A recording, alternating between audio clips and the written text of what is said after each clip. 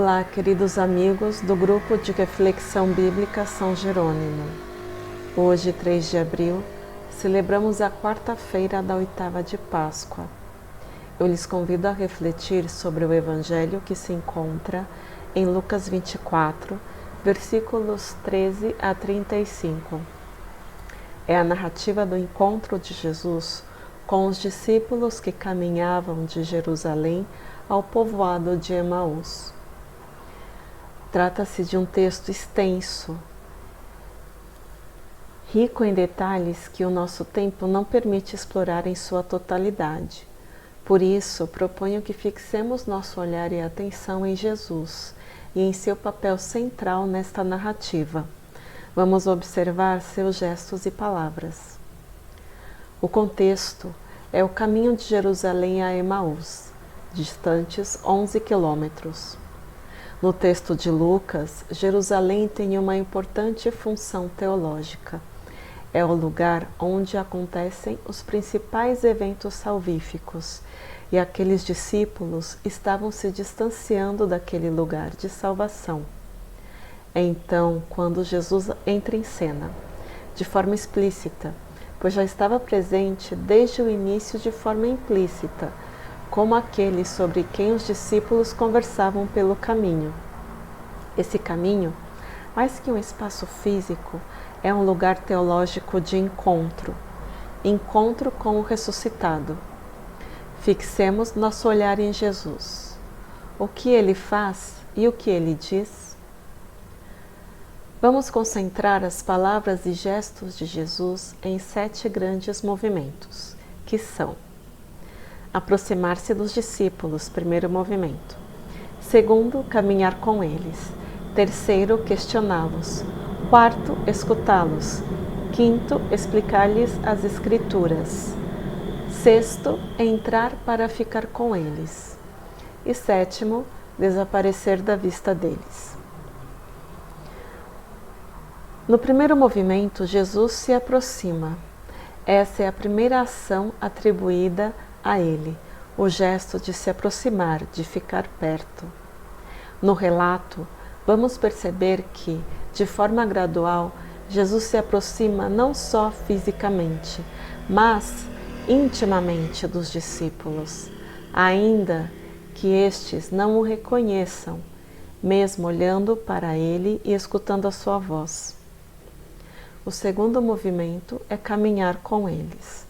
Jesus coloca-se ao seu lado, percebe suas inquietações, o aspecto sombrio e triste dos seus rostos. No terceiro movimento, Jesus os questiona. Ele se interessa por aquilo que cada um carrega no seu interior. Lança-lhes uma pergunta que abre espaço para que eles tomem maior consciência do que lhes aflige e que possam expressá-lo.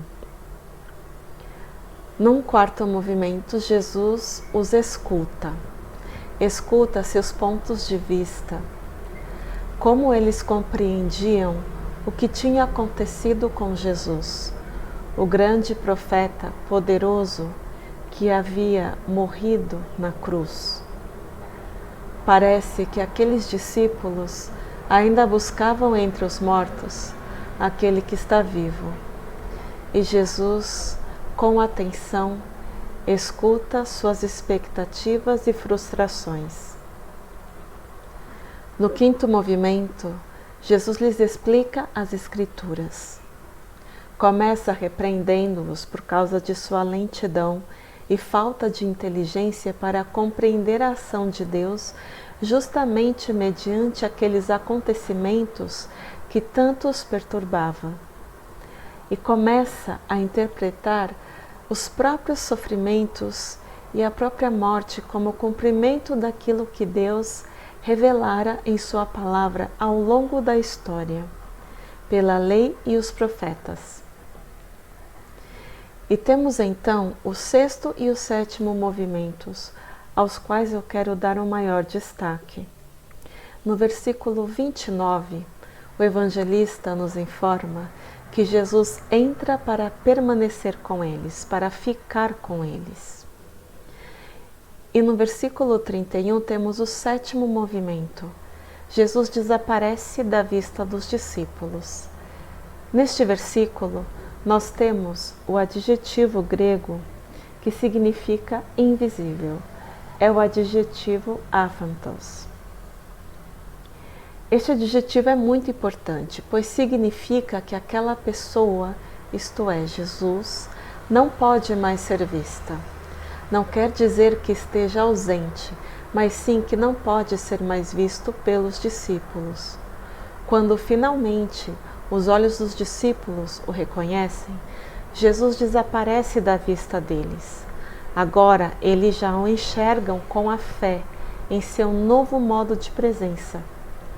Jesus é o vivente que continua com eles na palavra que faz arder os seus corações e no pão que os fortalece para retomar o caminho.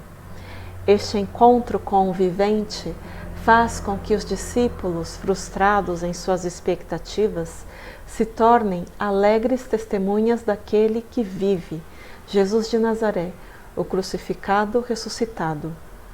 Este é um caminho pascal, que todos nós, como seguidores de Jesus, também somos convidados a fazer.